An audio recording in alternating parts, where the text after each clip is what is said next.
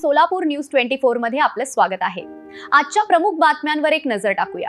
मंत्री गोरे साहेब आणि नव्याने आलेले कलेक्टर या दोघांना आपण निवेदन दिलं। 15 ते 20 मिनिटं आपण चर्चा केली। त्यांना सांगितलं पंढरपूरमध्ये गॅस मिळतं, बार्शीमध्ये गॅस मिळतं, सोलापुरात काय मिळत नाही। आणि सोलापुरात म्हणाले त्या पद्धतीनं रोड लावतो कसं येतो।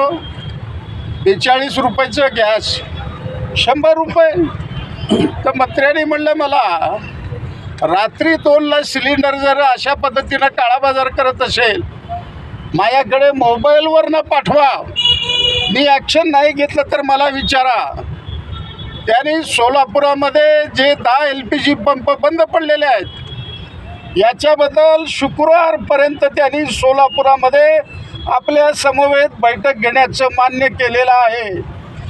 शुक्रवारपर्यंत आपण मुदत दिलेली आहे। शुक्रवारी जर नाही झालं सोमवारी सगळ्या रिक्षावाल्याला घेऊन आंबेडकर पुतळ्यापासून निघू सोमवारी आणि निकाल लागेपर्यंत कलेक्टरजवळ जाऊन बसू आपण।